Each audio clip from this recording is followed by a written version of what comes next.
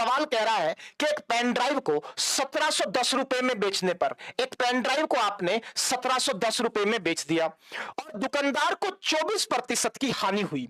दुकानदार को 24% की हानि हुई, तो बताइए दुकानदार के लिए पेन ड्राइव का क्रय मूल्य क्या था। मेरे प्यारे भाई, मैंने हमेशा कहा है कि सवाल को निकालने के दो अप्रोच हो सकते हैं, एक परसेंटेज मेथड और एक फ्रैक्शन मेथड।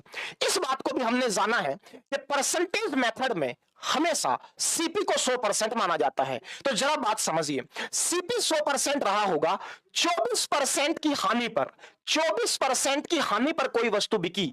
सीपी अगर 100% था और 24% की हानि पर जब कोई वस्तु बिकती है तो आप कहेंगे उसका एसपी होगा 76%। फिर मेरी बात ध्यान से सुनिएगा, कोई चीज 24% की हानि पर बिकेगी, 100% सीपी, 24% की हानि, तो 76% पर वस्तु बिकी और सवाल कह रहा है वस्तु तो 1710 रुपए में बिकी, वस्तु तो 1710 रुपए में बिकी। अब आपका कहना है कि सवाल में आपको सीपी पता करना है। बहुत ध्यान से सुनिएगा मेरे भाई, सवाल को निकालने की बिल्कुल जरूरत नहीं है।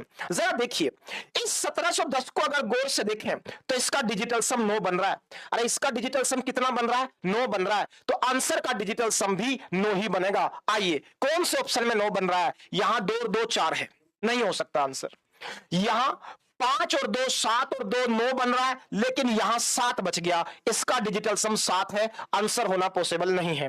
आइए मेरे भाई, इसका डिजिटल सम कितना है? 5 और 2 7 और 1 8, मुझे डिजिटल सम 9 चाहिए, यह भी आंसर नहीं हो सकता।